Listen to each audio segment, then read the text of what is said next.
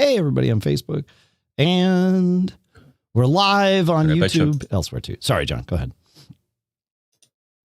No, I bet my caller ID isn't changed yet. What did you change it to? Well, no, the time is embedded in the when you get an incoming call, it's embedded in that. Right. Otherwise, I bet you if I look at the phone, it's going to have like your landline or whatever it is. Yeah. Oh, but if you call it, it would then update, right? Yes. Got it. Okay. Yeah, because I was scratching my head. I'm like, where does it get the time from? I'm like, oh, it gets it from that. From the caller ID pulse. Yeah, that makes sense. 861. Right, we are doing 861 today. That's correct, right? Yep. Okay. Yeah, why not? Great.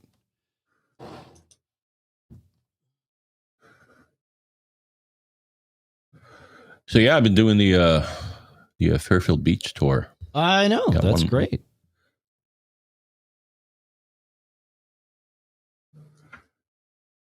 Yeah, some nice views. It's good. Yeah, we like did Easter eggs. There's like hidden Easter eggs in all of my photos. In your photos? It's like that's good. We did. I like to think so.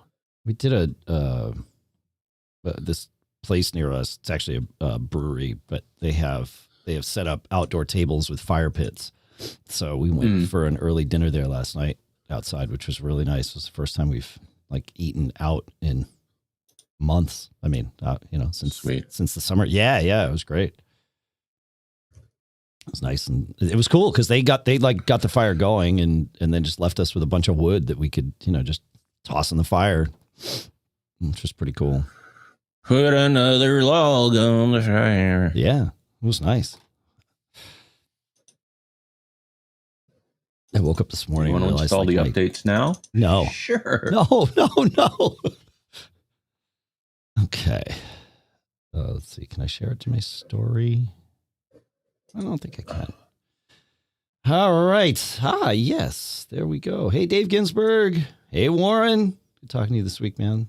Hey, Vegas. Hey, Rob, video guy. Paul Franz. MG. Don T. Brian 8944. Brian Monroe. Alan 567. Avaril. What's the haps? Thanks for the heads up on the bat signal, Brian and Alan. Let's do 6 new things today, Petter Hall. Just for you. No. Just for you. Okay, I got to take off my watch. Otherwise, we won't do one new thing because I'll just be distracted in squirrel mode. All right. Yeah. Fun. Yeah. All right, how are we doing there? Yeah, lots. How many here? Okay. How many here? Ba-boom. All right. Good. Good morning, Sandra Hall.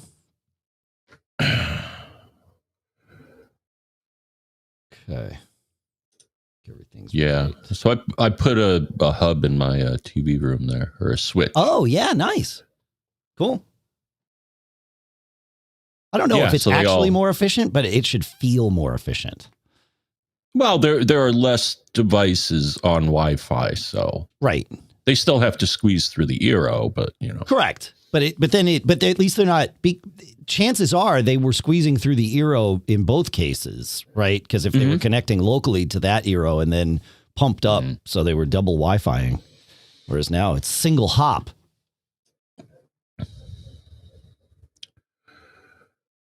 Time flies when you're watching YouTube videos, man. Ain't that the truth? That's like the friggin' rabbit hole. Okay. Oh, you know what? I'm going to talk about these. Wait. Hey, we're wearing the same shirts as last week. I don't think so. I don't think I wore No, I'm looking shirt. at the picture for 860, and you're wearing a blue shirt, and I'm wearing my green shirt. Oh, so that's not... that means those pictures, we have not taken new pictures recently. So if you watch the video, we will have different things on. Oh, okay. Yeah. All right. Yeah. I don't think I've talked about WAVS Custom on Mac Geek Gab, have I? Let's look here. Waves. Ah, right. That's why I thought I had. Okay. So let's see where okay. So let's talk through this stuff. So we get the quick tips. I figured I'd put you take the first two quick tips. I'll take the second two. Yeah. Cool. Hold on, I gotta let me tweet about this thing. Oh yeah. Okay, yeah, do that, and then we'll talk.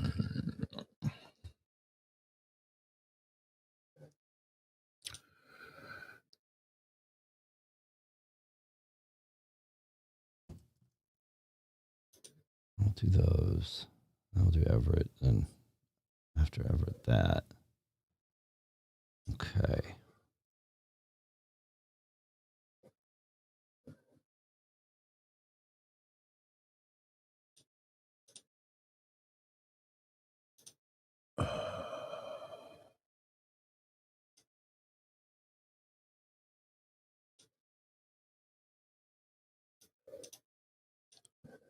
If I upgraded the RAM in my Synology, yeah, I think I always max out the RAM in my Synology. I found out, not found out. I guess either is true. Anyway, years ago, in like my DS412 or something, I was having like file transfers, SMB or AFP maybe at the time, weren't going all that fast. And so I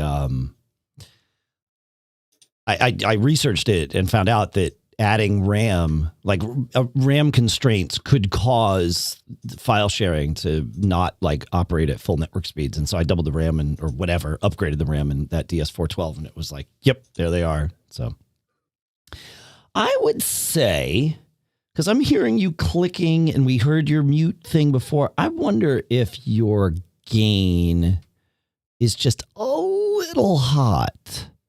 So just like, all right. Eat. Yep. Just like, I did that. Great. Cool. Did you send out the tweet? Working on it. Okay.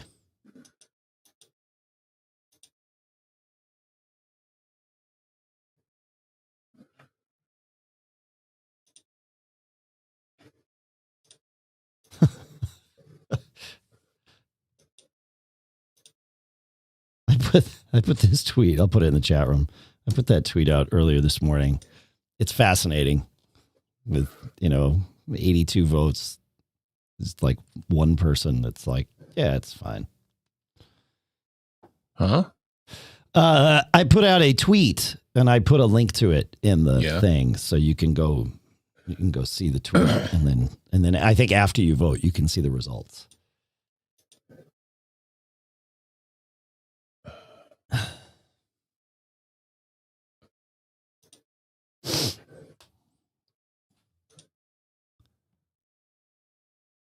Oh, that one. All right.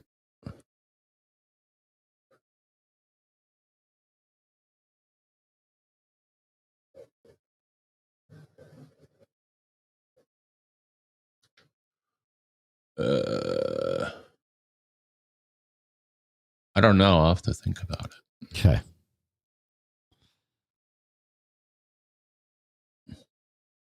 Has yours asked you? No. Well, I mean, with the theoretically it could with the iOS beta, and I can't remember. Maybe it didn't. I just said no. But yeah. I know, Dave Ginsburg. Yeah, it's like there is no. All right, so here is the next one that I am crafting, and I'll let you actually help me craft it. So let's see. Let me type it out, and then I'll read it. Let's see if you found that your freaking.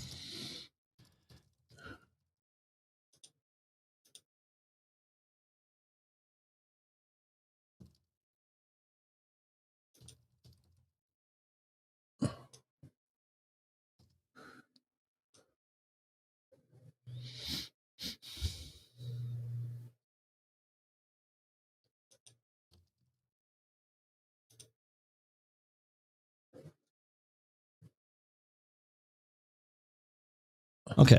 So that's sort of how I'm going to word it. If you found your favorite podcast was letting its advertisers track you without your knowledge, would you A, stop listening, B, ask the host to stop, C, find a way to block it from happening?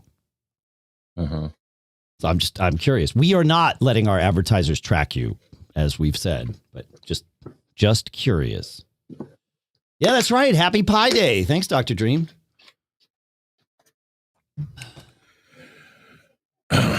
Morning, Ben Bassett. Hey, Oliver.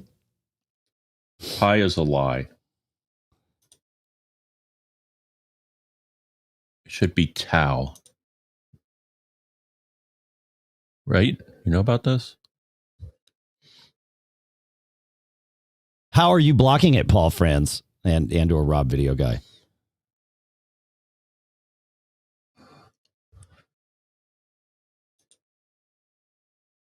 Interesting.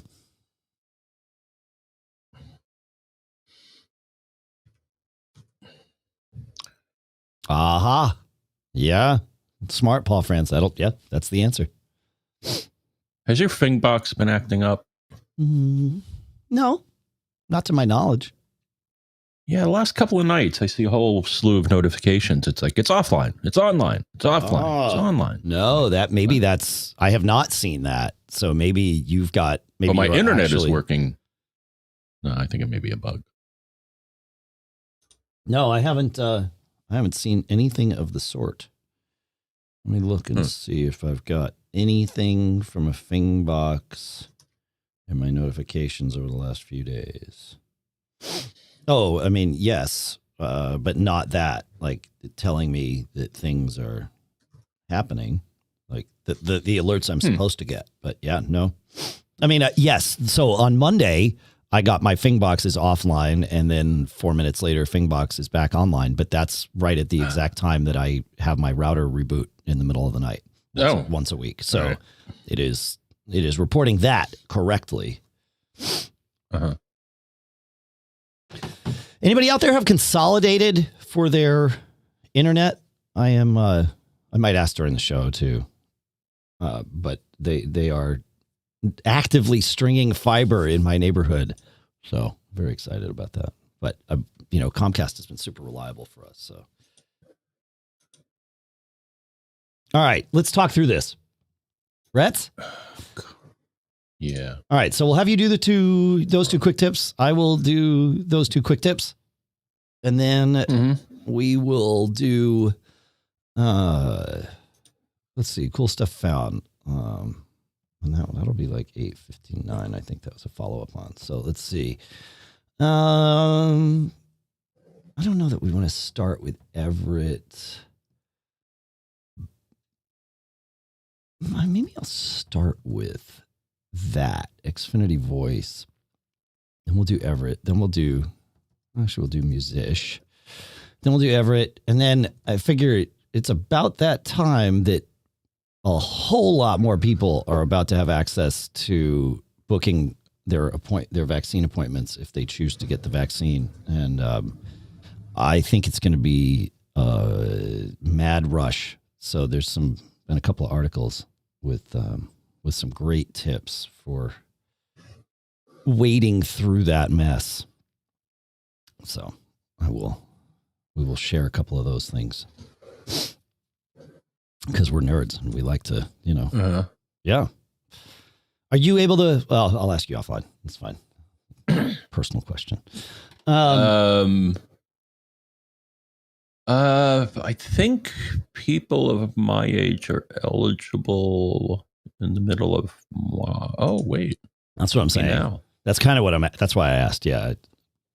The 22nd, I'm allowed to. Okay. So a week from Monday. Yeah. Okay. That's when when a lot of people are going to hit in many states is the 22nd. So, yeah. Well, yeah, that's because they let in people of my age. Right. But that's the thing is that's a huge group of people. So, yeah. All right, cool. So we'll share those little things and then we'll talk about Jbuds Frames. And again, we'll probably skip Mike because it's just a rant. It's not really a thing.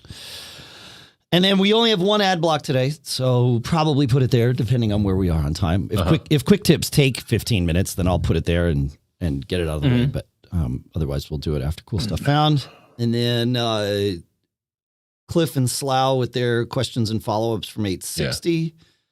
And then the two kind of things are using up my computer without me knowing. And then you can share Rick's thing. And then we'll answer Everett's question. And we'll answer Ben's question. And I might.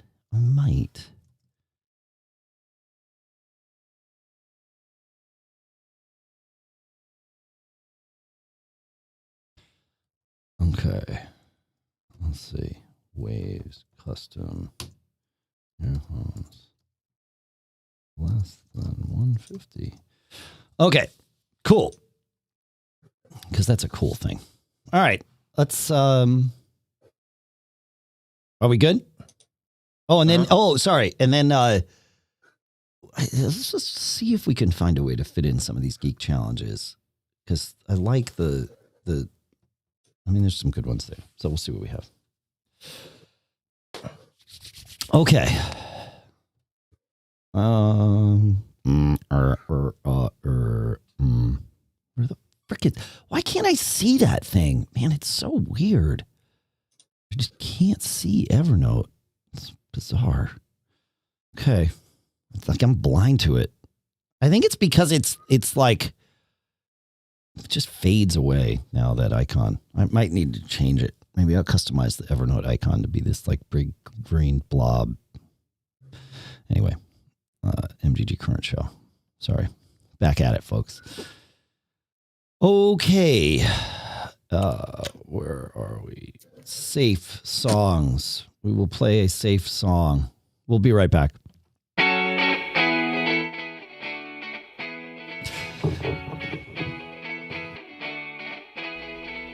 Running down the streets of the city, blowing goes the wind through my hair. Running down the column in the paper, so much trouble in the air.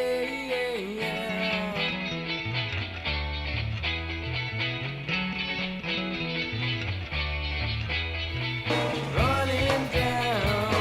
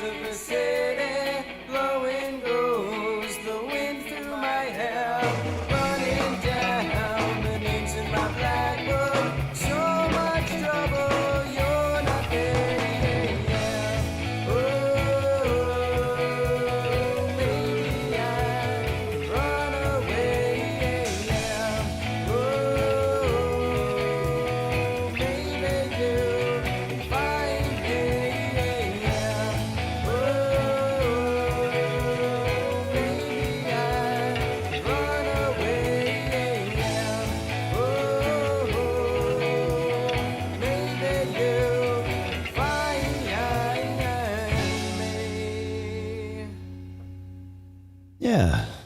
Well, all right. All right. Well, let's see. Is John back yet? Prob's not. That was a short song. I kind of knew that. I barely made it back in time. So, okay. Man.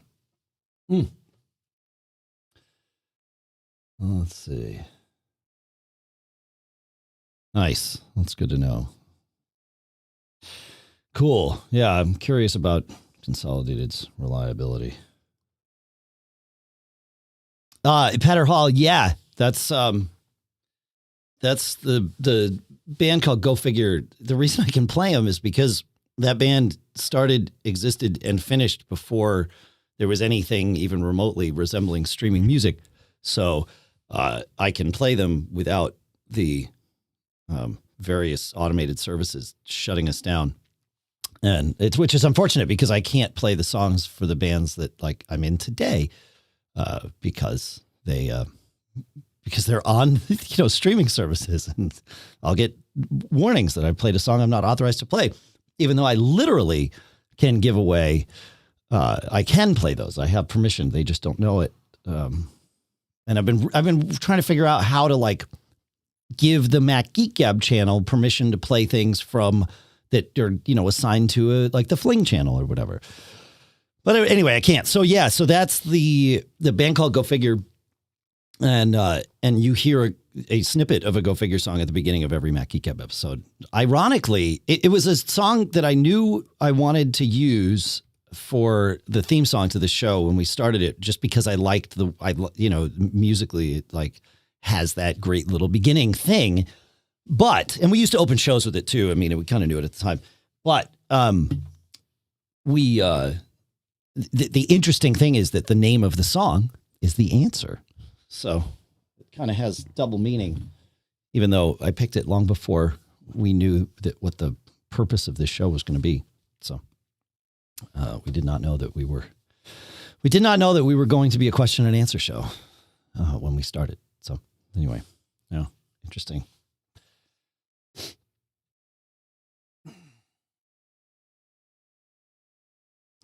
I'm just catching up on the chats here. Thanks to everybody with all your answers about Consolidated.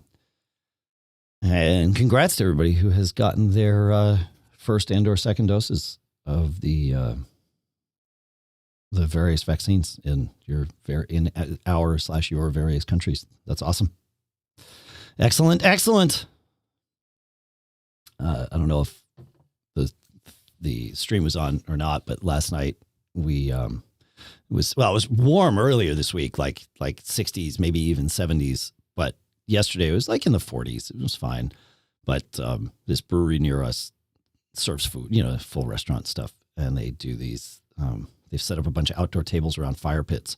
So we did dinner there yesterday. You rent a fire pit for 2 hours and you can just hang and, eat food and stuff. And so we did. It was awesome. They set up the fire pit and then just left us with a bunch of wood and a fire poker. And it was like, perfect. Anybody in New England knows exactly what to do with this. So it was fun. Yeah. Cletus Heaps over in the Facebook chat. I am very eager to have faster upstream than I do now. I mean, I have to have gigabit Comcast, the DOCSIS 3.1, and I have gigabit down, which is great, but upstream is limited to 40 megabits, which is just, it's too slow for like when we're doing this. Like right now I'm using 20 of them or so. Which is fine. I mean, but if I wanted to like stream to Twitch too, now we're getting close to where things might get dicey. And of course, uploading the show after we're finished takes forever. And, as do online backups and all of that stuff. So I want the reliability, and we'll talk about this in the show, but, I just want faster upstream. So I'm excited about that. Hey, he's back. Oh, shoot. Sorry, John. I had you muted. My apologies. I should have unmuted you. Okay. All right, let's do it. Picking up that crackle. Yes. Yes.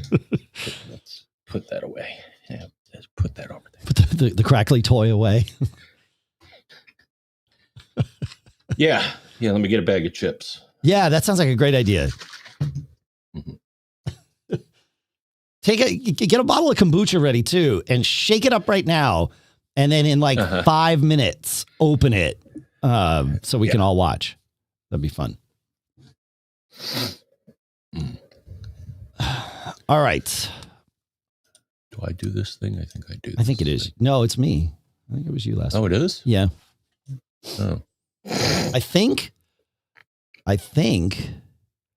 Let's see. How can I check that? I know how to check it. I think 860. No. Well, I know how to check it.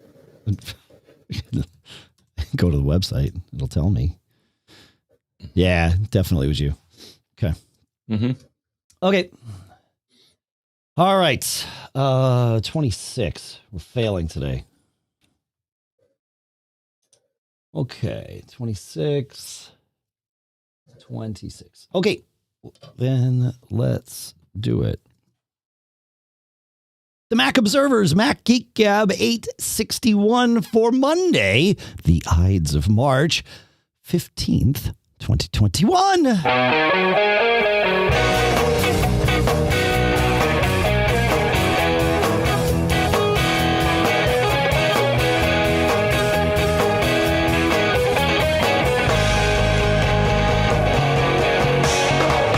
Greetings, folks, and welcome to the Mac Observer's Mac Geek Gab, the show where you send in all your questions, all your tips, all your cool stuff found. We mix them all together into an agenda. We follow loosely the agenda, with the goal being that each of us learns 5, maybe today 6 new things. Sponsors for this episode include Sunbasket at sunbasket.com/MGG with code MGG at checkout, Twobird at twobird.com, TWOBIRD.com, and CandidCO.com/MGG. We'll talk more in depth about each of those shortly here. For now, here in Durham, New Hampshire, I'm Dave Hamilton. And here in sunny Fairfield, Connecticut, this is John F. Ron. It is, yeah, it's been sunny. It was warm for me. Yeah, I've been hitting and the you. beach, man. Yeah. Got a little colder today. Seriously. Right? Yeah, I believe you. Yeah, but I think all the snow is gone. And Oh, really? Oh, yeah, not here. There's still snow on the ground here. Nah, actually, there's a couple of piles here and there that were big piles that are a lot smaller. Yeah. Cool. Yeah, I had to charge the AC in the car, man, because it got hot in there. Really? Wow. All right. Yeah, well, dark interior, Yeah. It gets warm quick. Sure. Cool. All right. Well, let's do some quick tips, shall we? You want to take us to Matt? Oh, I will take us to Matt. So Matt says, come on, Evernote. I had a couple of emails selected in Apple Mail and was about to file them when I thought, wait, I need to forward these to my wife. I hit the forward arrow and behold, Mail created a new message with both messages inserted into the one new email. There wasn't a subject on the new message, so I went in and sent it on. Who knew? Maybe everybody but me, but I thought that was pretty cool. I don't know if we ever talked about that, but yeah.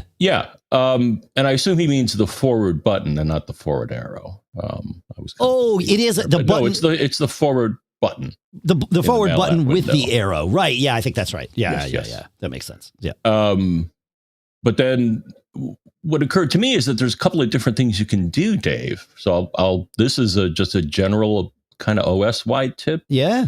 But if you use the command key, you can do a disjoint selection of items. So say I click on one and then there's 3 items above it. Sure. If you hold down command and click on it, it will select that as well. And then shift allows you to select the range. So if you click on one thing, Sure. hold down shift and then click on one that's up or down, it'll select those. So that's just, and I think those apply in the Finder as well. I Absolutely. think they apply in most things. They're pretty system wide. Yeah. Cool. All right. Cool. That's Matt. quick and easy. And then Gene says, I like to use my iPhone to show photos to friends and have discovered a good way to do that. In iOS Photos, select photos and use the share button to share to a note in AppNotes.app.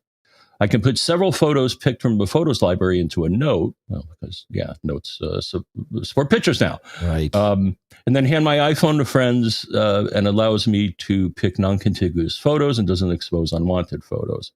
It's also easy to do in macOS Big Sur. I drag the photos from Photos app into a note in Notes, and then it syncs to the cloud. So you get it on so you can do it on either machine. Okay, that's cool. That's interesting. I mean, you could create an album in Photos. Quick and easy photo sharing without having to wrestle with photos. Yeah. I like it.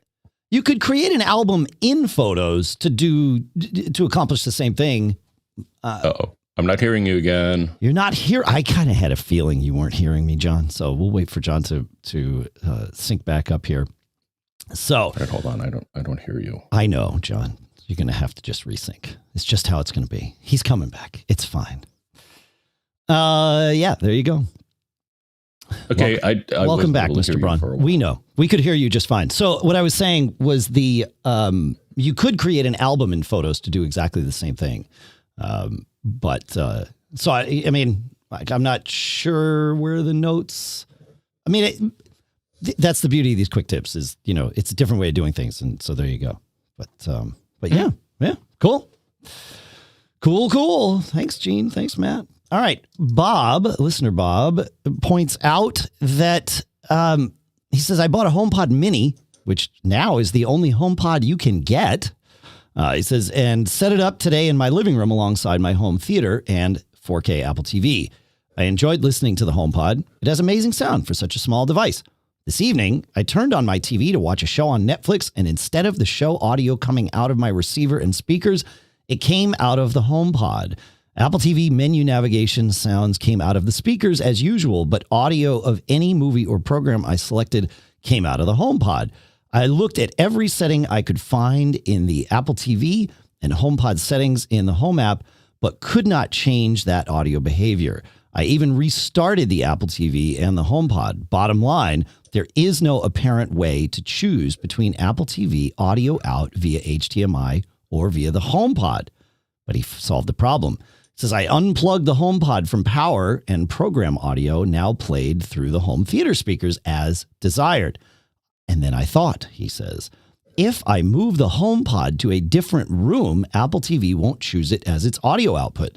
He says, so I went back to the Home app and the location of the HomePod was changed to the kitchen. Now everything works fine. Even though the HomePod remains in his living room, he just changed the virtual room in the Home app to the kitchen. He says, now everything works fine. Apple TV audio out to the receiver and speakers via HDMI. The HomePod still physically located alongside the home theater, only playing what I ask it to. So that's interesting that it tries to outsmart you and plays to the HomePod if it sees it in the same room. I wonder, it feels like there's got to be a way to change that. I don't have a HomePod here. I mean, I've gotten them and tested them and sent them back. But yeah, I don't have one to test with, but that's interesting that it would automatically do that. That feels a little aggressive, if you will. So I don't know. You don't have a HomePod, right, John? No. Okay. All right. And then Lucas, my son, who gave us that great quick tip about Star Wars from the command line last week, sends us another quick tip. If you are in Messages on the Mac in Big Sur, you now have the ability to pin chats, just like you do on iOS 14. And of course, those pin chats sync across iCloud for you, so the same ones are in all places. Back to the Mac, if you're in Messages and you want to go quickly to one of your pin chats, Command and the number keys. So Command 1 is the upper left chat. Command 2 is the second one on that row. Command 3 is the third one on that row. 4 is the first one on the left on the second row, and so on and so forth. You can experiment and figure it out. You can have up to 9 pin chats, I believe, and your command keys can get you to those very quickly, which is fantastic. Ever since he texted me about it, I've been using it all the time. I have like 6 pin chats, for the family and some other things. And it's super handy to be able to just right there in the Messages app, jump around with the keyboard. So I like this quick tip. Thanks, kiddo. I call him kiddo. He's taller than me and an adult now, but some things never change. All right. Let's see. Did you know about that one, John? Oh man, John seems to be having audio issues today. You back, Mr. Braun? You keep disappearing. I Interesting. can't hear you, so I have to restart the session. Interesting. That's not so good. It's happened several times. And I can see that I am sending you audio consistently. So it definitely is a thing on your end. Huh. Okay. Interesting. If it happens again, I would say quit the Mimo Live app on your end and relaunch it just to see if that resets it. And then we'll tell Oliver about it. So there you go.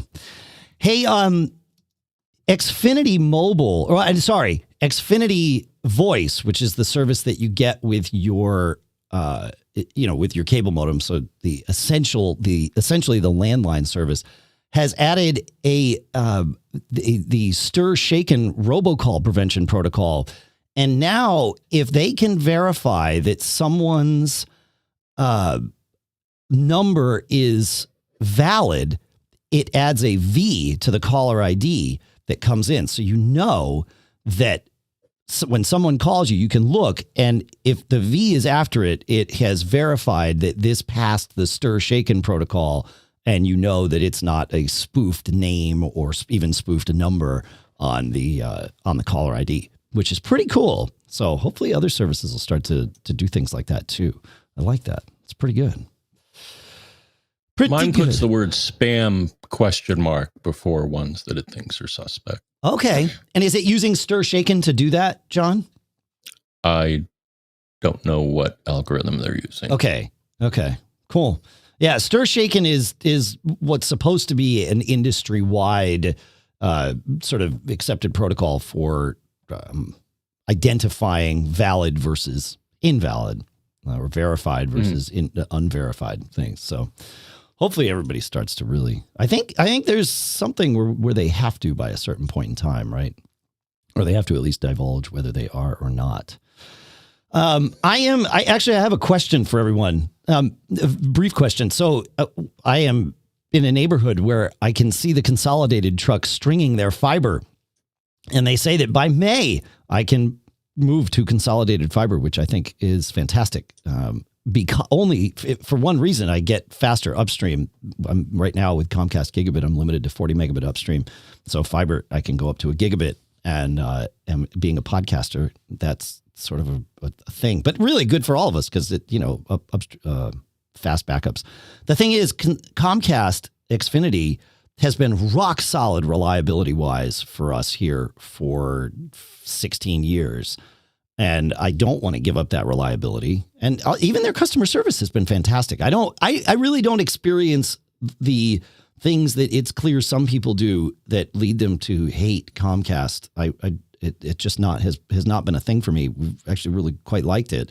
We just want faster upstream speeds, and Comcast doesn't offer those. So I'm curious what you folks, anybody out there that has Consolidated fiber, what the reliability has been like. So I probably will leave both running for several months here when I make the switch, because I can. My Synology router will let me, John, have one as the primary and one as a failover, and it's worth a couple $100 to make sure that I've got reliability for a couple of months. But yeah, I'm just curious. Let us know feedback at macgeekgab.com if you would, please. I would appreciate it.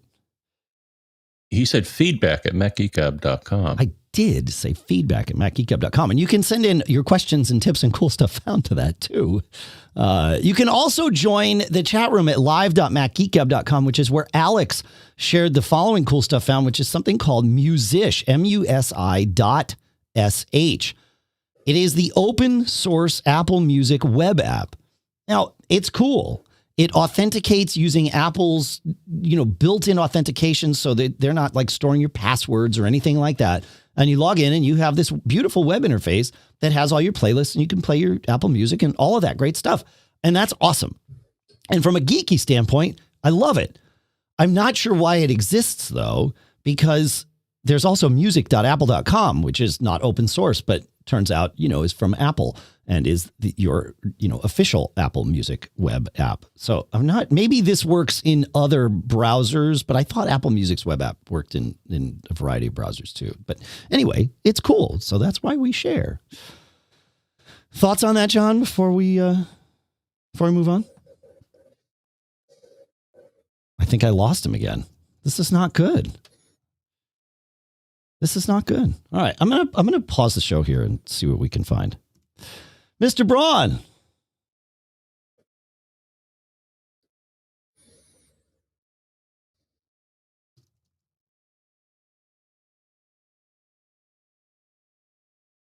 John. Hello. Mr. Braun. Mr. Braun.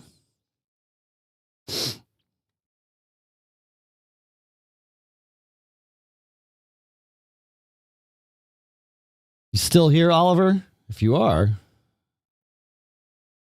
it would be nice to have you help troubleshoot.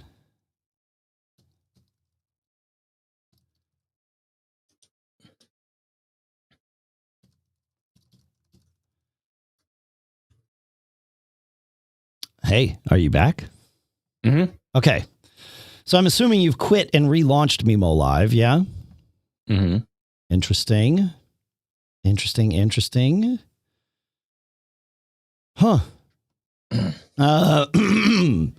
You are capturing from Mimo Live in Audio Hijack to send it to your headphones. Is that correct? No, just to facilitate a recording. Okay. But it is capturing Mimo Live in Audio Hijack. Is that right? Correct. Okay. Turn off that capture and let's see if that changes your reliability. All right. Yeah. That's off. Cool. And you can still hear? All good? Mm-hmm. Okay. Interesting.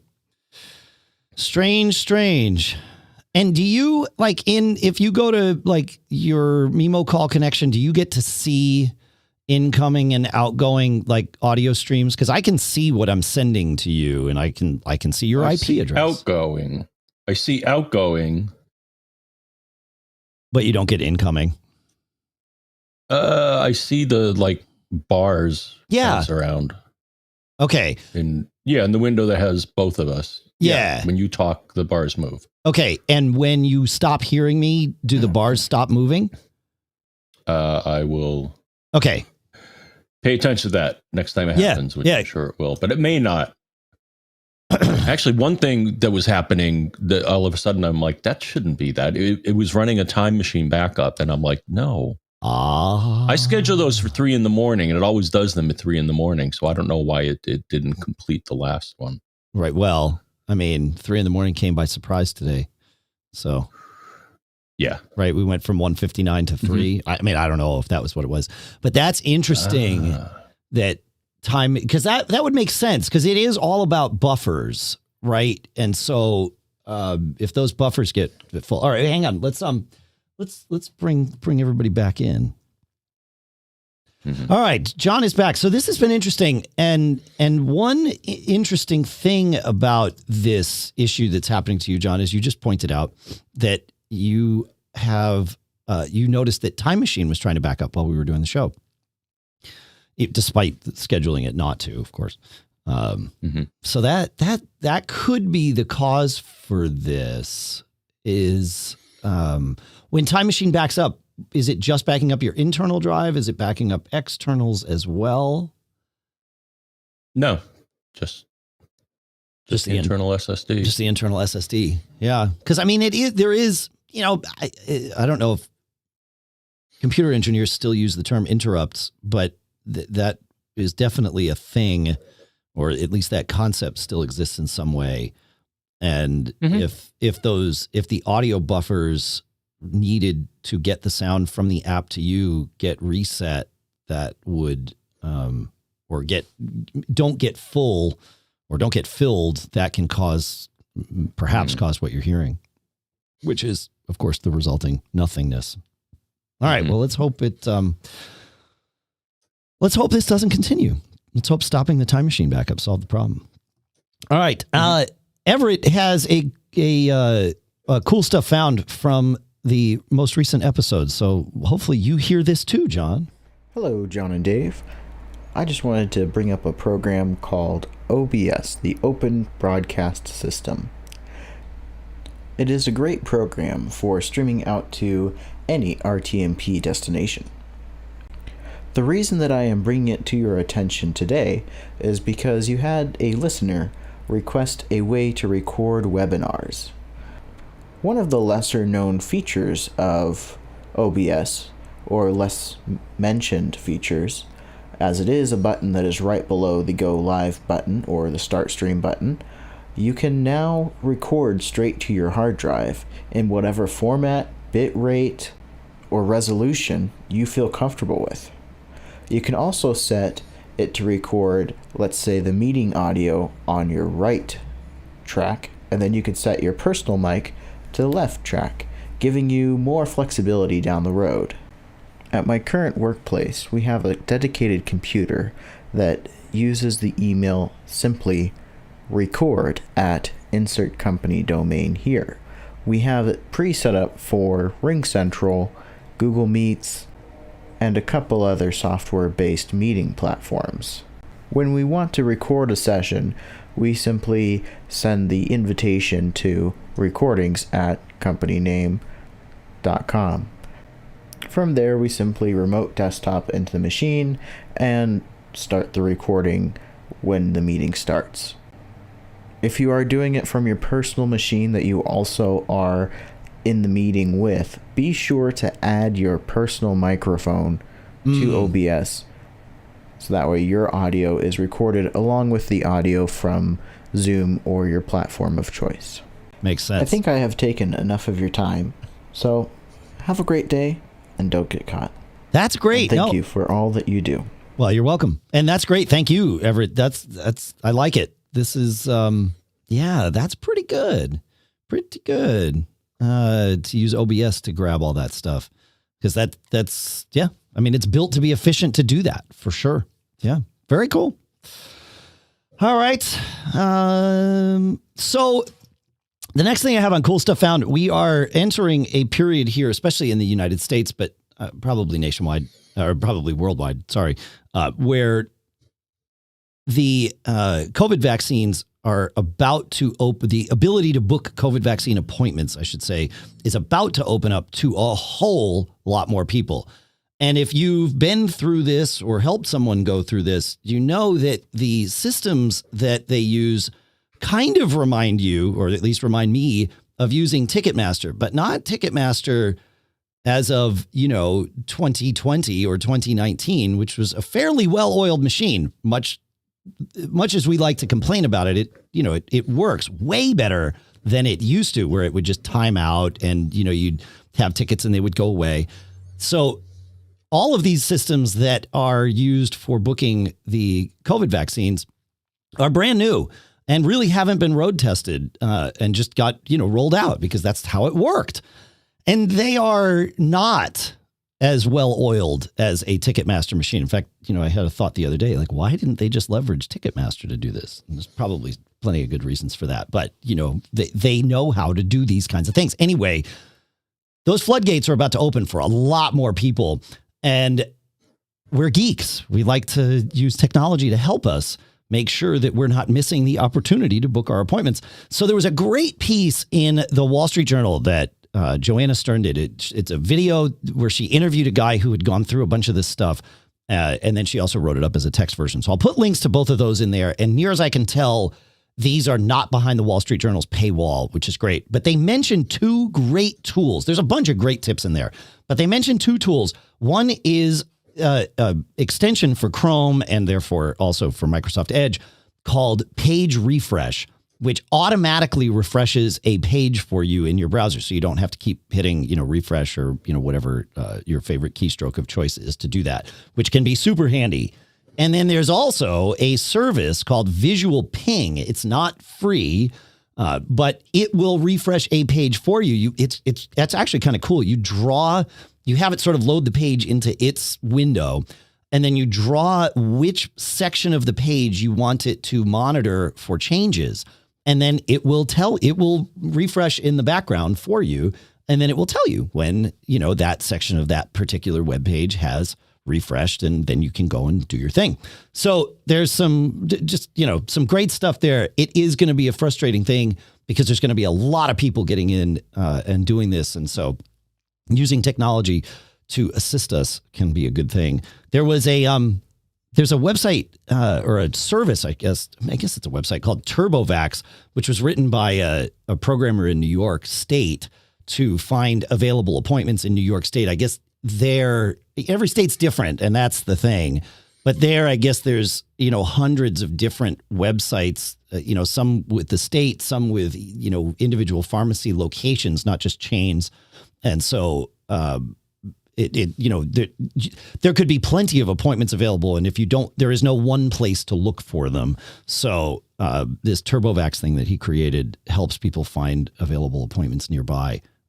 If you're in New York State, I know there's been desire for him to expand this to other states. I don't know what his plans are, but anyway, I put links to all those things in the show notes for you. So those of you that wish to sign up for a vaccine appointment that are eligible, as we move forward, do it. My own personal advice is when you have the opportunity, sign up. The goal is for everybody to have the option to do it. So if you want it and the opportunity presents itself, sign up and move forward, and don't look back. There you go. So, thoughts on that, John? So can you choose whether to have the RFID chip embedded in that, or? I like the one that I get to hear the U2 songs that were on the original iPod or whatever it was that Apple added. Yeah. All right. We talk a lot about speakers and portable headsets, and one of the things that comes up is how can you listen to music or podcast audio or whatever while you're on your bike and still yet hear traffic around you. And JLab came out with the Jbuds Frames. It's $50, and what these do is they clip onto your existing glasses, and they have little speakers. They go on the edge of the frames, right in front of your ear. They have speakers that aim back at your ear, one on either side of your glasses. You just clip these on, and they're Bluetooth and stereo and all of that stuff. They are not private in that if you're walking around, other people near you can hear what's happening there. They are also, used for hands-free calling, so you can use them that way too. They're not heavy. I put them on my sunglasses and they were fine. They have little, if your frames are like super thin, they have these little, I'll call them shims. They probably hate that word, but little things that you can put to thicken up your frame so that you put it on, and it works great. The sound is fully intelligible. The low end is dramatically lacking compared to, like sealed earbuds or something, which absolutely makes sense. You don't want to be like literally rocking your head back and forth just to hear low end. I thought maybe they would do something with bone conduction to get more low end, but they didn't. But it's $50, and I look forward to using them while I'm on my bike. To be able to hear, and you could choose to, only put one on and then listen out of just one ear and all of that. They've got like 100 hours of standby time, and I think it's like 8 or more hours of listening time on each of these. So it's a pretty cool thing, and for $50, pretty good, smart. Any thoughts on that, John?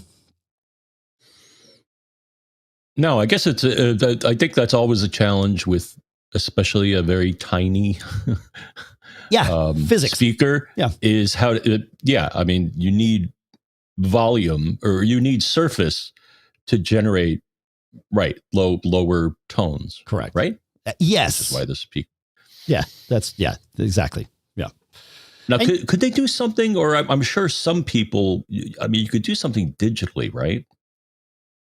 Well, I mean, not really. No? Audio is analog, okay, right? I mean, you can there are things you can do. Like most small speakers can't reproduce a sound below like a middle C on a piano. However, our brains are smart enough to hear the harmonics of the lower frequencies. Every note has harmonics that resonate above it. It's like fifth, third, fifth, octave, fifth. There's a whole formula.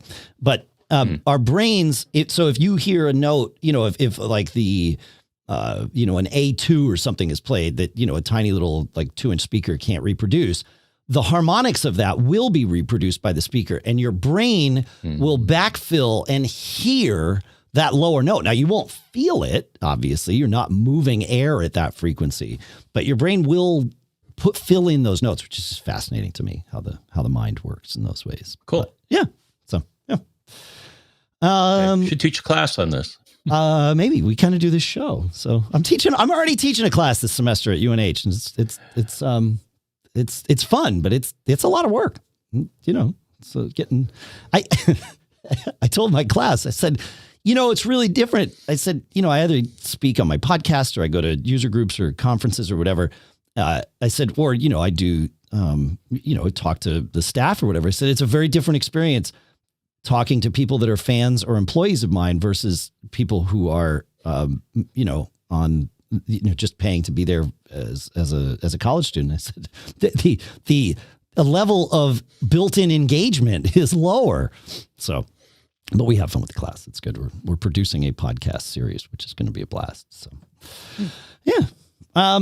Speaking of earbuds, custom fit earbuds have always been outside of the realm of affordable possibility. Well, for a lot of people, or just realistic expenditure for a lot of people. A company called WAVS Custom at WAVScustom.com has changed that. They have these custom fit earphones all in for the dual driver earphones. I'm looking at their website now. I have their dual drivers. They now have triple driver earphones. So of course, obviously I'm jealous. But let's see, I'm looking at the pricing here just to make sure I get this right.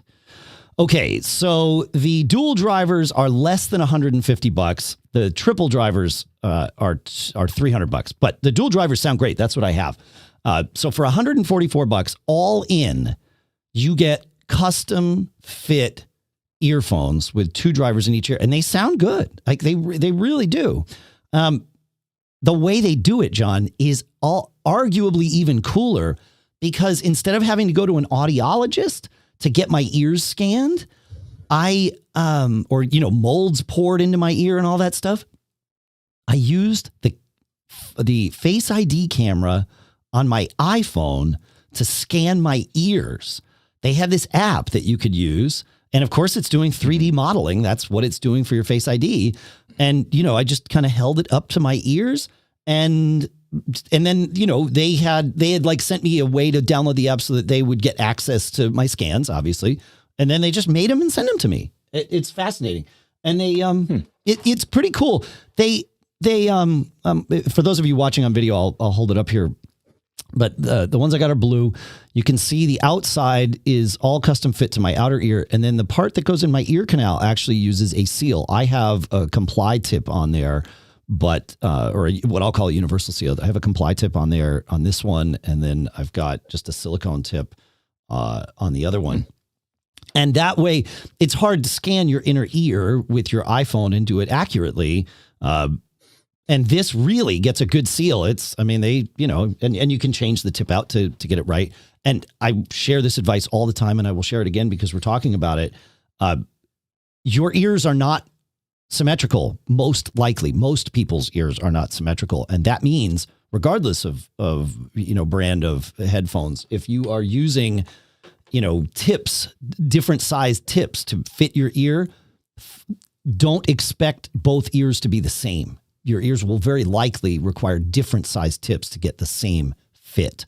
So don't assume that, I got this to work in this ear, I'll just use the same one over there. It's not a bad place to start, but you can have radically different sized ears. Most of us do. I certainly do. So, yeah. So just bear that in mind. All right. Any thoughts on that, Mr. Braun? No. Okay. Then I would love, we have all sorts of questions and everything. I would love to take you through each of our sponsors for today, if that's okay with you, Mr. Braun. Please do. All right. Our first sponsor for today is TwoBird. TwoBird is your consolidated inbox. It brings together notes, your reminders, your calendar, your email, of course, and collaboration. TwoBird is from the makers of Notability, that best-selling note-taking app that we all love. And that's because TwoBird was built with the same philosophy as Notability. Powerful, yet simple. So the idea behind TwoBird is that you get all your tasks in one place, right? TwoBird lets you manage more of your day within your inbox that you already have, because we all use our inbox as a task list. I mean, it's how it works. So let's pull it all there. That's what TwoBird does. And that way it helps reduce distractions from task switching between apps by bringing together all the necessities for productivity, including, like I said, reminders, notes, calendar, all of that stuff into one inbox. Constantly switching from an email to a document or a chat app to a calendar wastes time. We're very big fans here of efficiency and focus and spotlighting, where you can really just focus on one thing, makes a huge difference. This is the philosophy behind TwoBird. It's super simple, clean interface for distraction-free work. And what's cool is it's free. You can go download it immediately in the App Store for Mac and iOS, and of course the Google Play Store for Gmail users globally and Microsoft users soon. And you can do it on the web too. It's available everywhere. So go get TwoBird. Focus on the content that matters at TwoBird, TWOBIRD.com. Next up is Sunbasket. And if you've heard about Sunbasket before, I have some special things to tell you about here. Because here's the deal. Getting dinner on the table quickly does not have to mean sacrificing nutrition and quality, because with Sunbasket, you can actually have it all every single day. Sunbasket wants you to have your healthiest year yet. And they're making it easier than ever with their fresh and ready meals. They're just $8.99, so they are good for your body and good for your budget. The way these fresh and ready meals work is fantastic. You just literally take them out, heat them up, and eat them. Heat them, eat them. They're fully, freshly prepared and ready to heat up in as little as 6 minutes. Some of the meals this week: spicy southwestern turkey and sweet potato skillet, chicken cacciatore with spaghetti, turkey bolognese with spaghetti, jambalaya with chicken and andouille sausage. I mean, this stuff, chicken tikka masala with basmati rice pilaf. You got to go check this out. And right now, Sunbasket is offering $35 off your order when you go right now to sunbasket.com/MGG and enter promo code MGG at checkout. So that's sunbasket.com/MGG. Enter promo code MGG at checkout for $35 off your order. One more time, sunbasket.com/MGG, promo code MGG. Our thanks to Sunbasket for sponsoring this episode. Are you unhappy with your smile? Well, you don't have to be, thanks to our next sponsor, Candid, at CandidCO.com. Thousands of people have used Candid, the clear, comfortable, removable, and practically invisible aligners to help straighten their teeth. And now they love their smile. They sent us some customer testimonials. Cameron in Nashville says, once I started Candid, my life completely changed. I started going to the gym more. I started eating better. I even have better dental hygiene. My goal for my wedding was perfect teeth, and Candid got me there. Sharon in Pittsburgh says, I wore braces as a teenager. Flash forward 30 years, I had crowding on the bottom and one of my teeth actually stuck out. That's when I made the decision to move forward with Candid, and I finally got my confidence back. You got to go check this out, because your treatment is prescribed and closely monitored remotely by a licensed orthodontist who's an expert in tooth movement, and you'll maintain the same orthodontist who created your plan. That person's with you from start to finish, so you never have to wonder how you're doing. The average Candid treatment is just 6 months, but you'll start seeing results way before then, and it costs thousands thousands less than traditional braces. So become your best you. Start straightening your teeth today. Right now, you can save $75 on Candid Starter Kit. You got to go to candidco.com/MGG and use code MGG. That's candidco.com/MGG. Code MGG. Take advantage of this limited time offer to save $75 on your starter kit. CandidCo.com/MGG. Code MGG. And our thanks to Candid for sponsoring this episode.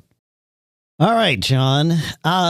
Last episode, we talked about Cliff's issue, trying to figure out what was chewing up his processes, right? Like what was using up all of his resources. He heard that his external drive was grinding along.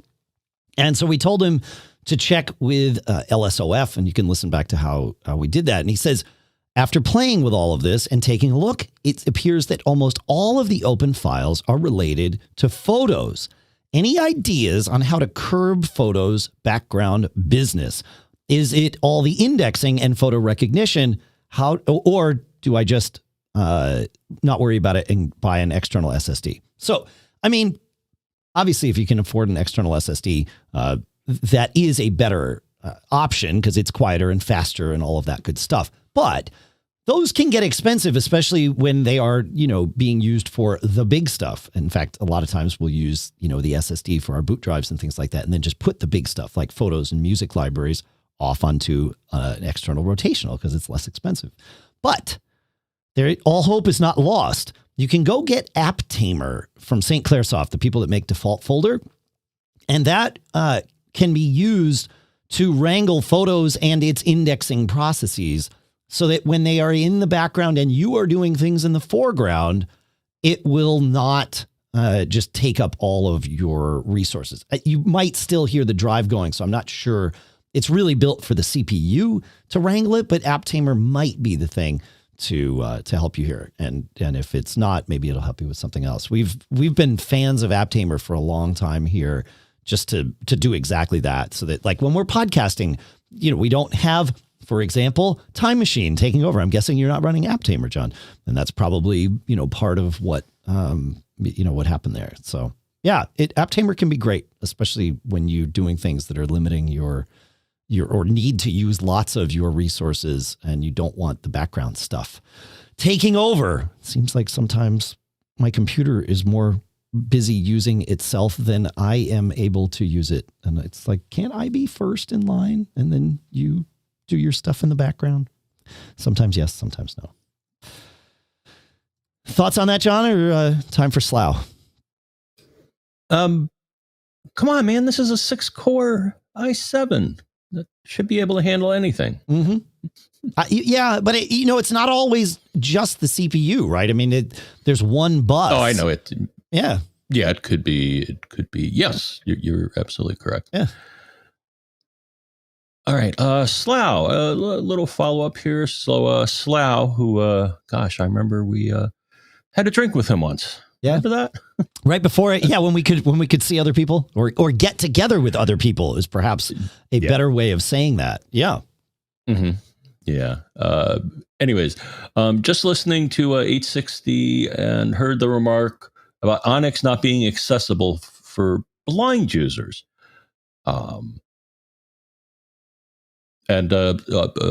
Slough speaks from a position of authority because he does have a visual thing going on there. So Onyx is and always has been accessible with VoiceOver on the Mac. So maybe that was the nuances that you have to use VoiceOver. I can't vouch for Cocktail as I don't use it, but the folks at Titanium Software have done a great job of making sure Onyx identifies all of its UI elements correctly. Yes, as John said, everything should be accessible, and Onyx by Titanium is absolutely. Cheers. Yeah, VoiceOver just leverages accessibility, so if it's hinted properly, VoiceOver can do it. So yeah, hopefully that helps out listener Sean from last week's episode. Sean, hopefully you maybe try downloading a new build of Onyx, and perhaps that will get you through it. If not, maybe Slough will offer to get in touch. We often put Mac Geek Gab listeners together, but never without your mutual permission, obviously. Mm-hmm. So, yeah. But you can always ask in the forums at macgeekgab.com/forums, and that's where everybody can kind of share in the knowledge there. So feel free, please, in fact, do that. We would love to see you helping each other there. It's awesome.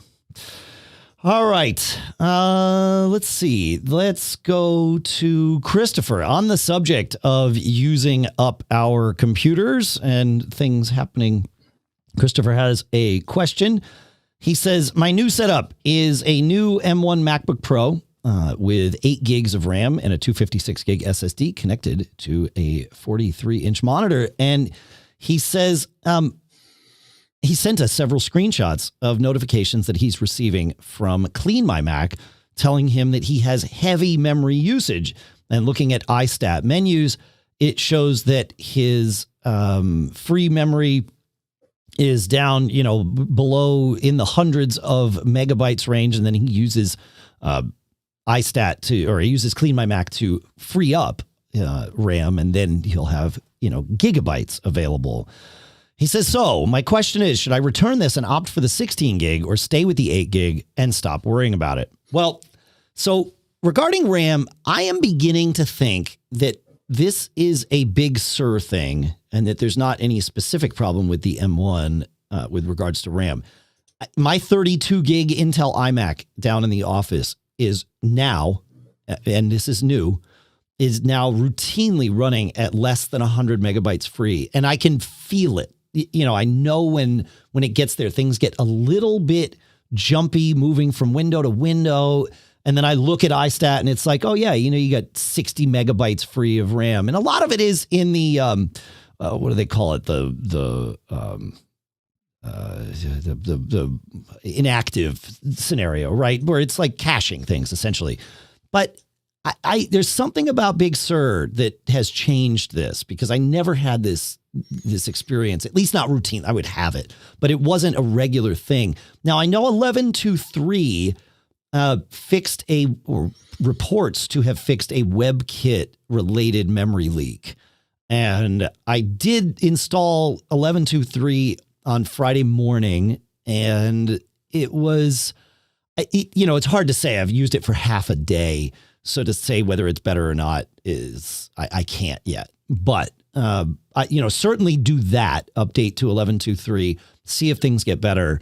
But there's something going on with Big Sur. Have you noticed this, John, at all? No, but then again, I have 16 gigs. So in both my machines. Sure. Well, I mean, that machine down in the office has 32. So it's certainly not starved for RAM, but it is routinely at less than, 100 megs of free space. So, yeah. Yeah, there's something about Big Sur, I think. So we shall see. And then to answer your question, Christopher, should you get 16? So you're getting an answer from someone who bought the 16 gig M1 Air, right? But on that machine, I have yet to experience these RAM issues. However, it is not my daily driver. I wind up using it every day. It really has become, part of my life in that way. But it's not the thing that I'm using for hours and hours on end, at my desk. And so I don't see these issues, but I also don't think I would see them if I just had 8 gigs of RAM. I think you're okay with 8. But again, that's coming from a guy who hedged his bets and bought 16. And John just said he did the same thing, right? So it's hard to say. So I don't know. I don't know how, I know that doesn't answer your question, but that's the answer that I have. So there you go. Yeah. One way the OS can try to tell you that it's struggling is that pressure setting. Yep. If that's too high, then that means it's having problems dealing with whatever you're trying to make it do. Yeah. But I've never seen that bar be any color other than the first color, the green or whatever it is. And you're talking about inactivity monitor, right? Or also, yes. I guess iStat menus also will report memory pressure. I'm looking at the screenshot he sent us with memory pressure, and his is at 24%, which sounds just fine to me. Sure. Yeah. And I'm looking over my Big Sur machine. So it normally, It normally is using about 10 gigs of RAM. Okay. With all the programs that I'm running, and that is usually a constant. At first, I was like, "Wow, it's using 10 gigs. That's a lot." Yeah, right. I mean, I'm running Safari and Mail, and nothing that's a big of a deal, but apparently. And that's what I'm saying is like it just feels like a baseline system running Big Sur that's been up for a day or two has is using more RAM, a lot more RAM than prior. In the chat room at live.macgeekgab.com, Kiwi Graham says, I'd be more interested in how much swap is allocated. Inactive used memory is okay.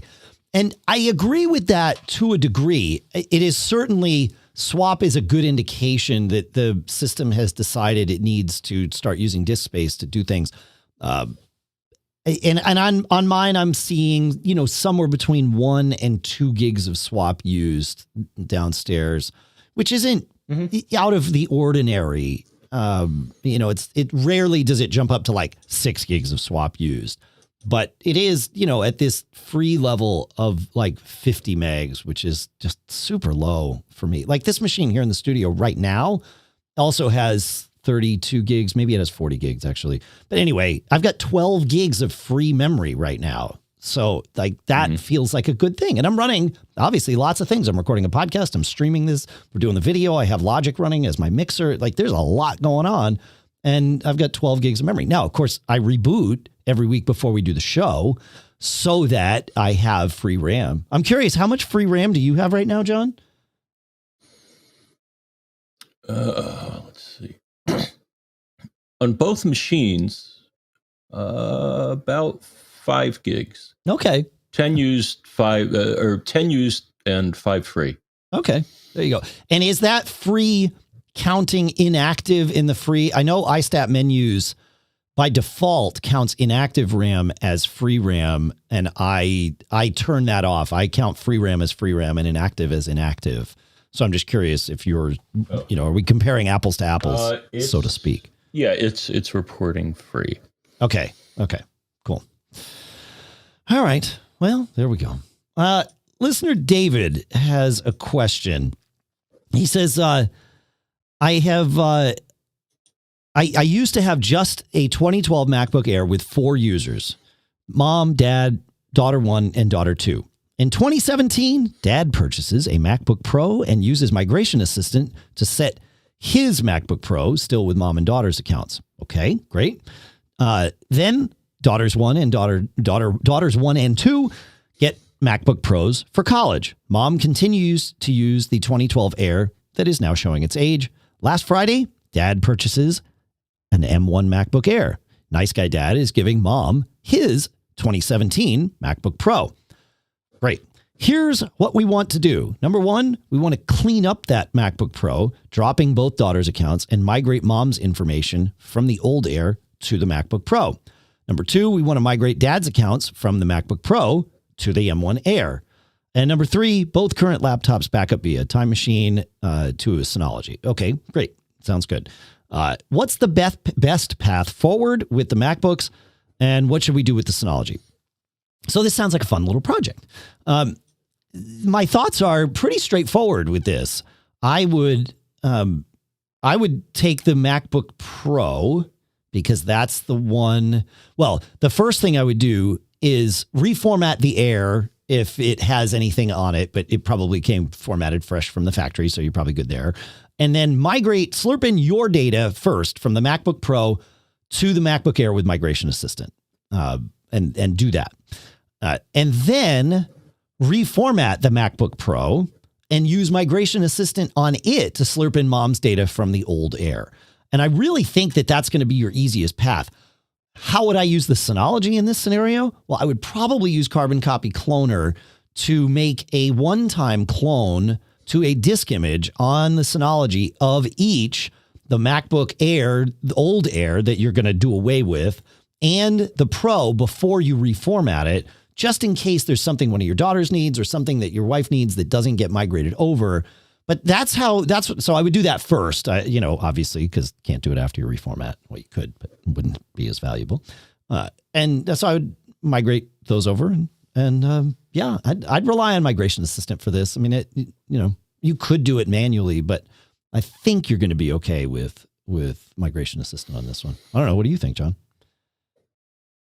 That's what worked for the last Mac that I set up. Yeah. So yeah. And the Air, you may be able to get a few bucks from Apple. I was surprised that they actually gave me some money for my MacBook Pro 2012. Right. Yeah, but they did. I forget what I got. I mean, it was nowhere near what I paid for it. Well, yeah, of course. Cool. All right. Well, I hate to jinx us, John, but it seems I'll knock on some wood first. But it seems like you after disabling Time Machine, your system has been happy with receiving and playing audio for you from me. So that's yeah. good. I had to do a reset once, but interesting. I usually do at some point. Okay, interesting.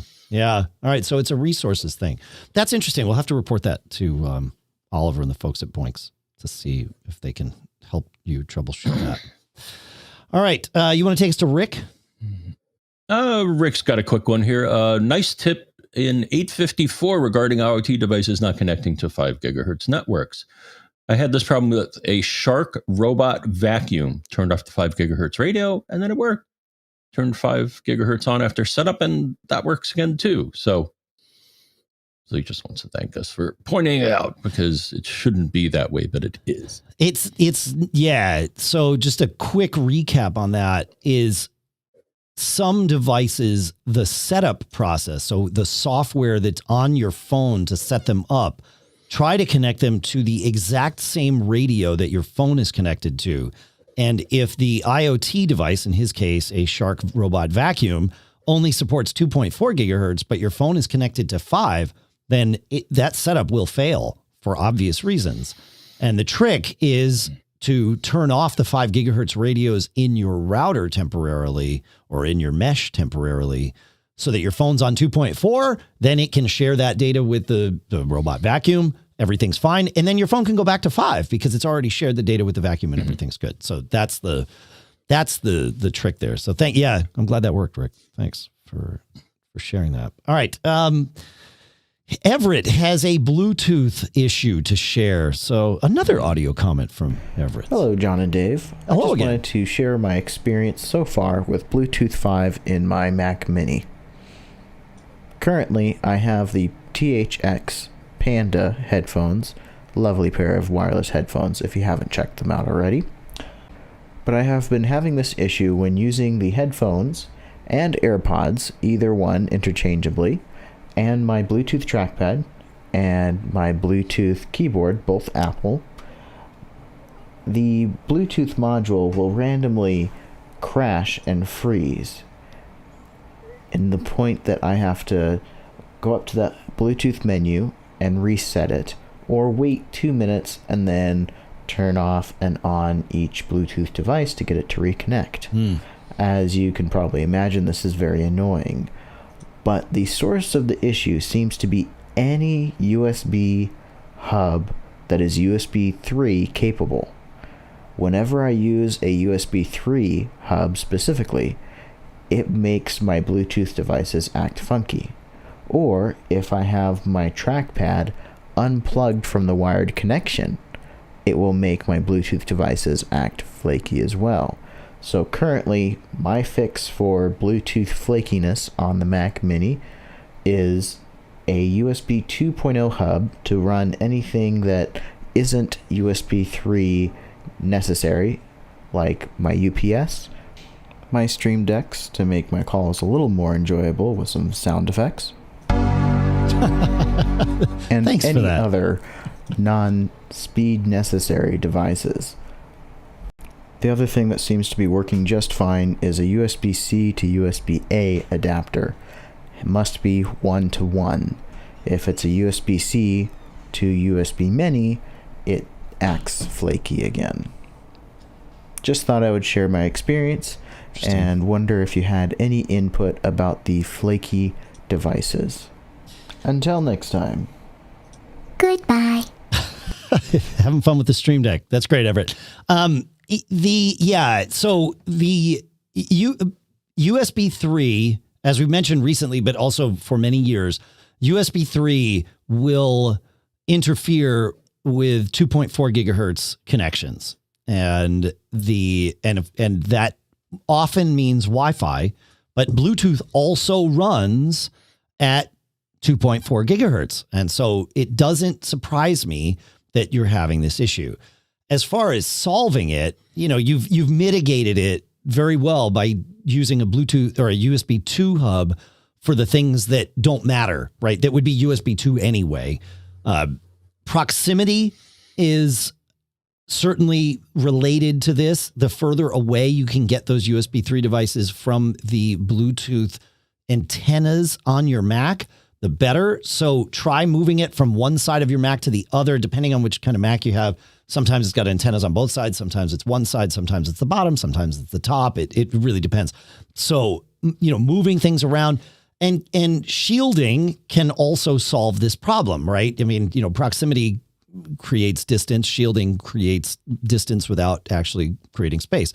So think about, okay, is there some sort of metal thing that you could put around or between your computer and the Bluetooth hub, or the USB hub, sorry, so that the interference from it isn't, constantly getting in the way. And so it's going to take some experimenting, which you've already been doing, which is great, obviously. So that would be my advice on this, John. I don't know. What do you think, man? Oh, I think we lost John again. I shouldn't have knocked on wood. I shouldn't have said anything. Thoughts on this, Mr. Braun? There's a nice article that mentions many things that you did. Okay.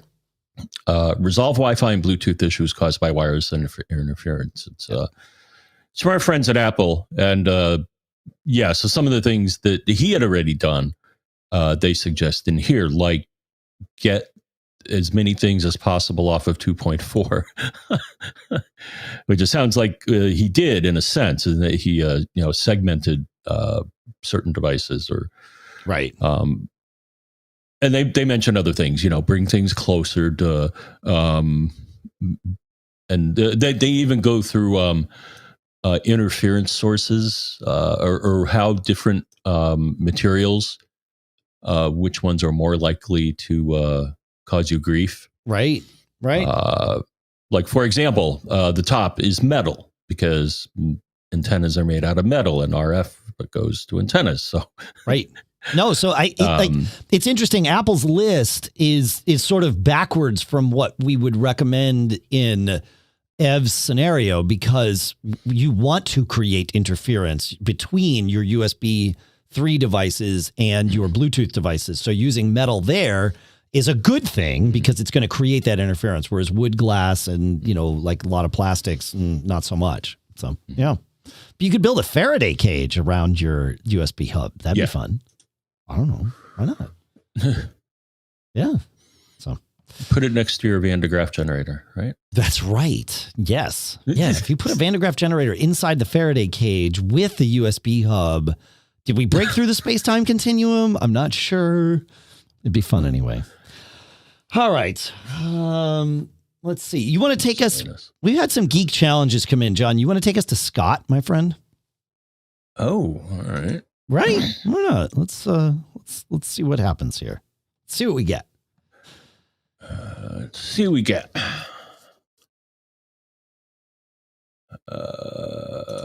Oh, yeah. This is a toughie. All right. Having issues with my external storage connected to my M1 Mac Mini. I upgraded from a 2018 Mac Mini running Catalina, which is what I have, by the way. And the issue never happened with my 2018 Mac Mini, only when I upgraded. I'm not sure if it's a Mac Mini M1 issue or a Big Sur issue. Yes. To continue, the problem is with my external USB-C hard drive array. It's a Western Digital 2-bay MyBook Duo USB-C mirrored as RAID 1 with 2 8-terabyte drives. Okay, yeah, and I looked at it. Seems like a decent little unit if all you want to do is store your data. Yeah. Yeah, it may do some other stuff too. The drive works great, but now I get random errors like it randomly ejecting and or the drive not being available. Eject MyBook Duo before disconnecting or turning it off. Oh, yes. That. If you keep getting that message, well, I'll continue. Okay. But that's a sign of something wrong with a certain part of the system. All right. I see messages like this multiple times a day. At least once a day, the drive will show in the Finder, but not be accessible. When I try to mount it in the Finder, it has an issue. Force ejecting and replugging the USB cable resets it and it mounts and works fine. The interesting thing is that the array has 2 USB-A ports on the back of it, and I plug in a 1 terabyte SSD into that port, and I never have the same issue with that drive, only the Western Digital. Okay. You know, looking at the variables, Dave, this may be going out on a limb here, but I wonder if it's struggling with either the M1 or Big Sur doesn't like the way that RAID looks, and it's kind of wrestling with it. I don't know if you want to re-RAID the system. I mean, I was trying to think of the other things. I mean, it could be a power supply going to that thing. So that thing has an external wall board. It could be the power supply in the WD is just starting to fail. You mentioned, I think, yeah, I mean, it could be a failing power supply. Yeah. I mean, I think he said, you know, he checked the cable. Yeah, he changed the cable. I mean, that was the other thing is, well, you know, it's your USB-C cable. It still could be. I don't know if you unintentionally replaced a cable that worked with one that. I mean, I think. No, that shouldn't be a problem. No, I was thinking it would be the amount of power that is being carried through the USB-C thing, but it's not charging. It's just sending data. So no, I doubt that's it. Right. Yeah. It's not power delivery or anything like that. Yep. Yeah.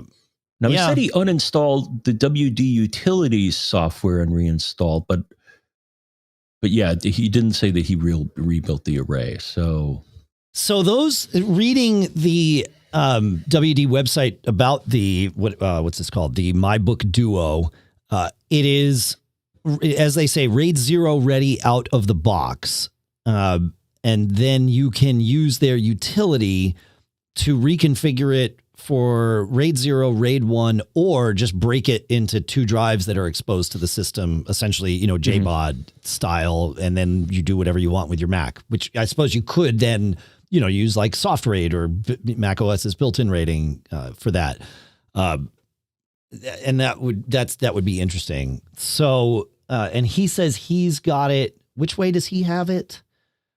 Is he RAID? Which RAID? I think he said that he did RAID 1. So that's okay.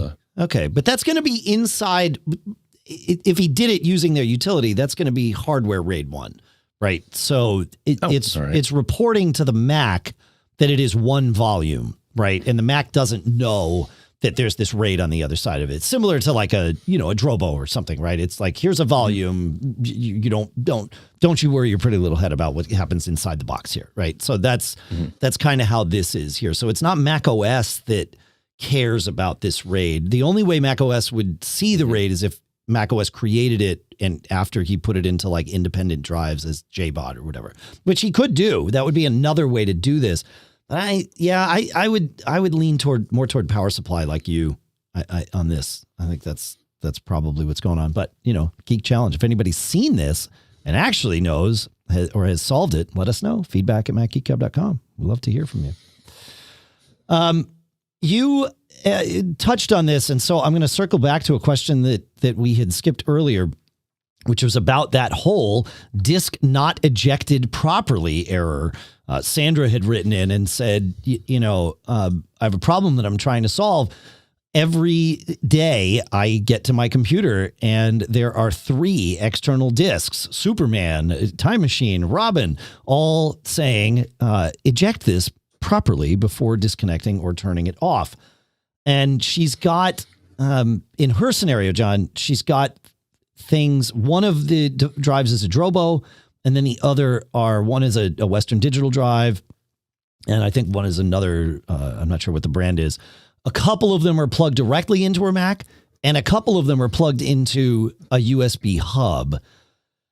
And so I've seen this before. What would your thoughts on this be, John? You said you had some thoughts to share, so that's kind of why I brought this, just resurfaced this one. When you see that error, bad cable. Yeah. I mean, it's saying this thing that I just saw went away and you didn't tell me to put it away. So I'm going to yell at you is what's happening. That's right. Yeah. You're right. Bad cable. I mean, if I guess the thing to start with is assuming that this is a hardware issue and not some weird software issue, which I suppose it could be, but in my experience, very unlikely. The thing to remember is that USB is one bus, or at least things connected. Usually, there might be multiple buses in the Mac, but any given USB bus sort of shares its problems amongst other devices. And what that means is if one device on a USB bus is having trouble or misbehaving in some way, it can negatively impact the other devices on that bus. It is all shared bandwidth. So seeing this makes me think, okay, maybe there is a malfunctioning device on the bus. And what I would do, and it's in this scenario, especially the one that Sandra described, where it's happening every day, like waking from sleep for her, it seems. The problem is, testing is tedious and slow, but, before you put it to sleep one night, eject everything except one of the drives, right? Take the hub, get rid of as much as you can on the USB bus so that you can isolate these things and then start adding things back in. So add in, if it doesn't fail one night, add in another drive. If it fails with two drives connected, take off the first one, see if it fails again with that one and see if you can isolate down where it is. It could be your USB hub is the problem, right? I've seen those go bad for sure and cause weird issues like this. And the fact that it's happening to all three of your drives doesn't necessarily mean that the problem is with all three of your drives. I think that's the important takeaway here. You just need to start doing some isolation testing and as we like to say, right, honor the troubleshooting process, as tedious as that might be. But change one thing, test, change another thing, test, and hopefully you'll figure out, right? Hopefully figure out which device it is. So. Yeah, or to speed things up, just change everything, and that may fix the problem. That's great. That's super helpful. No, no, but I'll give you something super helpful. So if you want to see the lay of the USB device tree, which may be helpful because you're right in that there are multiple USB buses. Is what I'm trying to say here. And so it could be that just one of the buses is weirding out, or the chip is bad, or something like that. So all three of your devices could be on the same bus. But where do you go to see that? So you go to System Information, Hardware, USB, and it will show you all of your USB buses. I see a 3.0 one, and I got some 3.1 ones, and even a T2 bus. Interesting. Right. So that's where you see how your devices are grouped, and that could help your analysis. Yeah, that's a great idea. That'll at least give you a place to start that's not just a blank slate, right? You can use that to educate and guide your troubleshooting decisions. So yeah, cool. All right, John, we got time for one more. Take us to Wayne and his Geek Challenge. If you would, please. Yes. Cool. Wayne, evidently stuff has been going into the Apple Health app for many years. Most of it isn't terribly interesting to anybody. How can I generate a subset to send to the doctor? If I export everything, I end up with a zip file of about 100 megabytes. Yeah. Let's see. How can I pare this down to something that might be useful? I mean, the only thing I can think of, Dave, is that there's something called Health Data Importer. So if you go into the health section, I forget exactly where, but yes, you can export that data, and it exports it into a zip file, which I think you can then load into a spreadsheet, and you can see all the raw data. The thing is, it's only really set up in a format where you can import it back into health again. Right. But I'm thinking this health data importer, I haven't used it. Maybe I should try it. Because I do have health data, not a lot, but some. And I even looked at it, and it had blood work results and stuff like that. So yeah, so it puts all that data in there. Yeah. But maybe this program can selectively import some of that data, which you can then re-export it. I don't know. Yeah. Yeah. Or ask the developer. Maybe he could add a feature for you. I'm sure that because this isn't the first time we've had somebody requesting the ability to fiddle with the health data. I mean, you could also, learn a programming language and then, parse it, write a parser. So I'm reading, John, the answer might be there. Yeah. So the people that make Health Data Importer say that they also make a tool called Health XML Splitter. And Health XML Splitter is, and I'm reading here, is a tool that will split large health exports generated by Health app into smaller individual chunks. Breaking it up can be difficult. With this app, all you need to do is drag and drop your export.zip or export.html, and the app will take care of the rest. Now, I don't know if it's splitting it in just a logic, what the logic is behind splitting it. If it's just chunks of different sizes, but the data isn't compartmentalized, then that might not be helpful. But if the data is somehow compartmentalized, or maybe reach out to the folks at Lionheart Software who clearly are interested in providing the tools that we would need for stuff like this, and tell them what you're looking for, they might just have a solution or create one for you. So yeah, pretty good. I like this. I like it. Yeah. I don't know. All right, cool. Right. I said that was all we had time for, and it turns out that is true. So we will find the band enjoying the sunlight. There they are. We've been playing that same song for decades, John. Mm-hmm. Yeah, I just started thinking, should I? Maybe we need to throw a database at this problem, because that's always one of the first things you do when you have a problem, right? With data, so you get a database. Yeah, because you got to fiddle with the data. Because then you don't have to fiddle. So yeah, you could learn SQL or something. Also, I think there's a SQL database in macOS, right? I wouldn't use it. I would use MySQL far more. If you're going to learn have a skill. Yeah, have a marketable skill. Yeah, back in the day, we used MySQL on a Windows machine. Yeah. But you're right. Yeah, slurping this into a database. You could slurp it into a FileMaker database too. I don't see any reason why you couldn't do that. That would, FileMaker, XML imports into FileMaker are cake. So that, honestly, that's where I would start with this, because then, you've got, then you can do all kinds of things with it. And FileMaker makes it super, you don't need to learn a database language. So that's where I'd go with it. I know I'm kind of crazy about FileMaker, but there's a reason, and it's things like this. So, yeah. In fact, someone might have already built a FileMaker database to slurp in and manage your health data, and you could adapt that for your own, desires. Yeah. Yeah. Right? Find a FileMaker user group, and maybe you can. Yeah.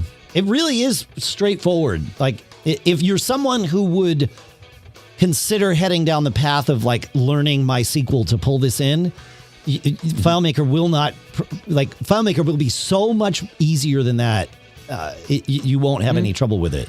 And if you're someone who is not interested in learning MySQL, FileMaker's also is going to be easy for you. So I think that's right. I like that idea, John. Yeah, database.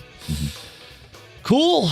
All right. Well, thanks for listening, folks. Thanks for sending in all your questions. Thanks for, thanks to CacheFly. They're the ones that provide all the bandwidth to get the show from us to you. And you know, it's been a little while since we talked about it, but I want to remind you that CacheFly has your back too, not just ours. So they're the CDN that we use, but they also have that new web optimization thing where all of your content can be optimized before it's delivered to visitors without requiring any development from you. So you think FileMaker was an easy solution in the last question? This is even easier. They've got all the APIs you need to solve all your content distribution problems. They've got application load balancing, and because you're a Mac Geek Gab listener, they've got something for you, because CacheFly is going to provide a free optimization consultation just for being a Mac Geek Gab listener. So you can know exactly where your site stands with the Lighthouse score report and how their web optimization solution at CacheFly can add 60 points to your score. So go to mac.cachefly.com for that. So there you go. Yeah. Thanks to all of our premium contributors. We will thank you by name next week for sure. But if you want to learn more about that, go to macgeekgab.com/premium or just simply macgeekgab.com. It's right there on the front page. Where do we want them to find us, John?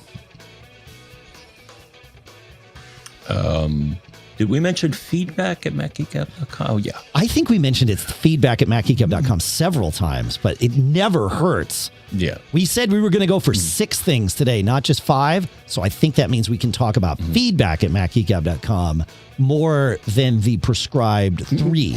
So I think so. Right. I think it's good.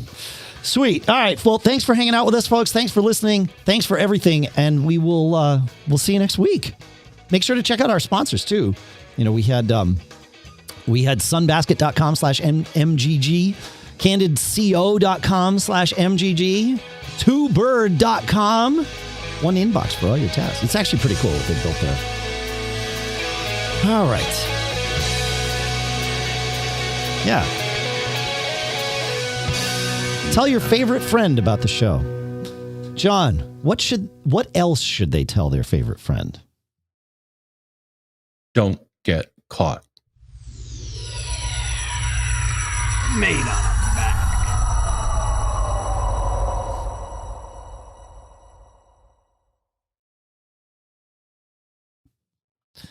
Sweet. We're out. That's interesting that Time Machine was causing that issue for you. So I have, I want to look in Mimo Live. I don't know if it did. Well, it certainly got way better after you stopped Time Machine. Yeah. Oh, it was certainly, and it was doing a verify, which is, one of those, or I think it's doing like a byte comparison with super intense. Yeah. So go to Mimo Live Preferences General.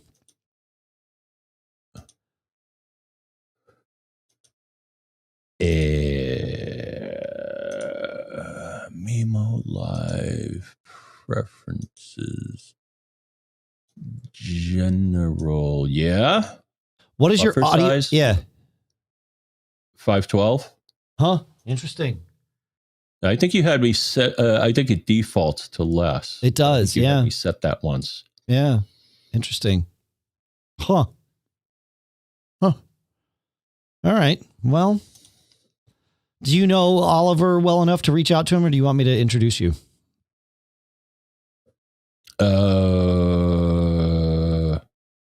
Reach out for what? To have him help you troubleshoot what's going on that causes Mimo Live to drop your audio.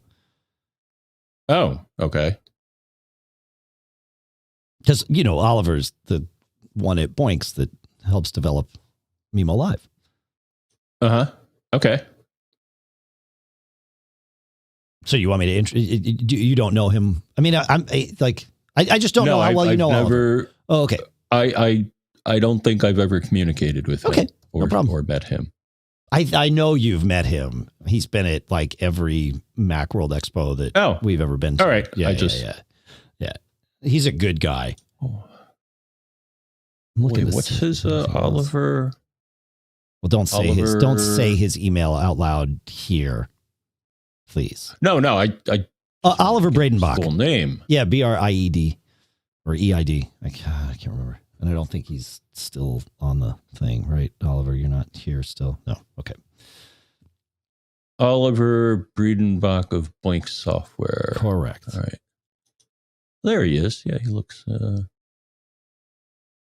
Yeah, he seems somewhat familiar. Yeah, he's a good guy. Really good guy. So. Oh, okay. But I'll happily make the introduction. No problem. No problem. Yeah, I mean, anything I can put in. I mean, it says sending anonymous statistics, so but he probably has some secret debugging. Oh, definitely. Tools. Oh, definitely. He does for sure. Cool. All right. I'll put you in touch with him. Yeah, because it seems like, when it happens when your Mac is doing things either at your command or at its command, right? If it happens during the sponsor reads, that's when you're, you sort of detach and might like dig around and switch apps a bunch. And like that can definitely cause interrupts that'll interfere with audio for sure. Like that's just how it works. So, and if you go into audio hijack preferences, John, what do you have set for the audio processing slider there?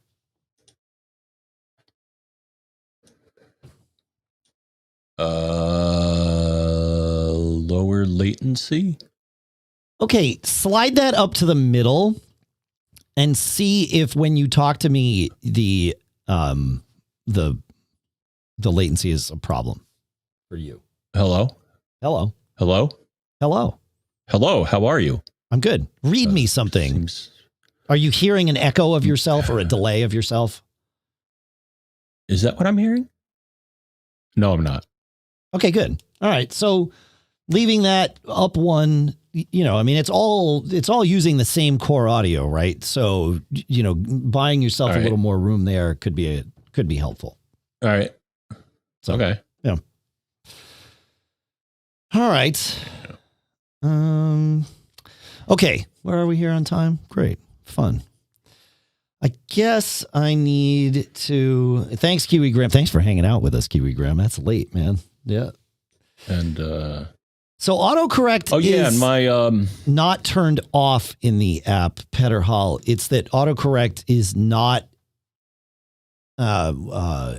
enacted. Enacted maybe is the wrong word. The IRC library that we use does not leverage autocorrect. And that's probably because it would drive you crazy when you're trying to type like other usernames or IRC commands or things like that. So I think that's probably why there's no autocorrect there. But if you go to type an email in the app, I think it is on in that section of the app. So I think it's just the IRC part that doesn't leverage it. We can look into it. But my guess is that's why that there's because autocorrect drives me crazy if it's on in a client, an IRC client. It's like bad news. So, yeah. All right, folks. I will. I'm going to say goodbye here so that we can start doing all the processing. So, thanks to everybody on Facebook. Later. See you next time. Cool. And thanks to everybody on YouTube. Thank you. And of course, that ends the